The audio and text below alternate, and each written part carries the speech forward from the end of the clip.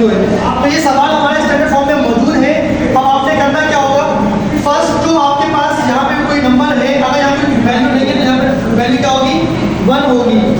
इस 1 को आपने 30 से मल्टीप्लाई करना है, 30 1 से क्या आएगा आंसर, 30 आ जाएगा। और मिड में क्या लिखा हुआ आपके पास, माइनस का 11। अब आपने करना ये कि 30 का लेना होगा LCM। तो 30 का LCM में 2 को डिवाइड करते हैं, 2 1 2, रिमेनिंग आ गया 1, 2 5 10, 3 5 15, देन 5 1 5। अब आपने इन तीनों नंबर्स को कोई दो नंबर बनाने हैं, क्योंकि सवाल में करना है mid term break, mid term को दो हिस्सों में ब्रेक करनी है। इसलिए हमने क्या किया, इन दोनों को आपस में मिला दिया, 2 3 जाके मिलेंगे 6, देन हमारे पास क्या है 5, 6 को 5 से मल्टीप्लाई करेंगे, आंसर क्या आएगा 30।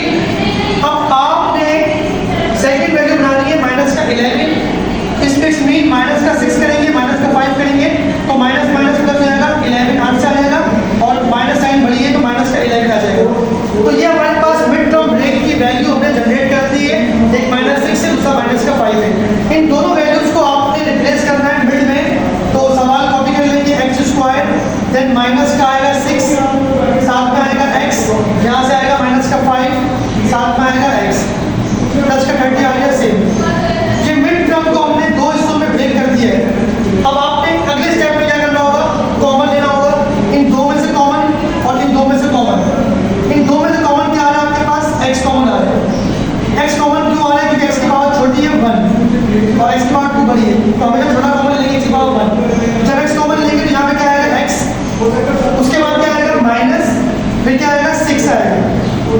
इन दो में से भी कॉमन लेना पड़ेगा। यहाँ पे कॉमन क्या आ रहा है माइनस, जो साइन यहाँ पे होगी वहाँ लिख देंगे।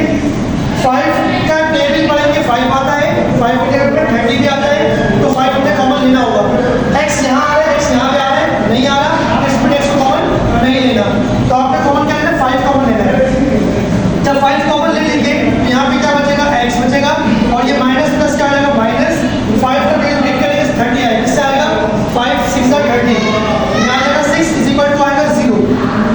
ये दो ब्रैकेट सेम है, कॉमन है, एक कॉमन आने चाहिए। अगर ये कॉमन नहीं आते इट्स मीन आपने मिड टर्म ब्रेक सही नहीं की, फिर आपने दूसरा नंबर चेंज करना पड़ेगा। उसके बाद आप क्या करना है, इन दोनों वैल्यूज को आपने वन टाइम लिखना होगा, देन आपने x - 5 लिखना होगा और इज इक्वल टू 0। उसके बाद दो कॉलम बनाने होंगे, पहले कॉलम में आपने x - 6 को 0 जवाब लेना होगा, सेकंड कॉलम में x - 5 को 0 जवाब लेना होगा। यहाँ से x की वैल्यू फाइंड करनी होगी, -6 यहाँ पर आके प्लस का 6 हो जाएगा, ये हमारा एक आंसर आ जाएगा। सेकंड आंसर क्या आएगा हमारे पास, ये माइनस का 5 यहाँ पे प्लस का 5 हो जाएगा, ये हमारा सेकंड आंसर आ जाएगा। इस वे में आपने दो आंसर फाइंड कर लेने और यही होगा हमारा सॉल्यूशन सेट। आखिर में आपको लिखना है सॉल्यूशन सेट,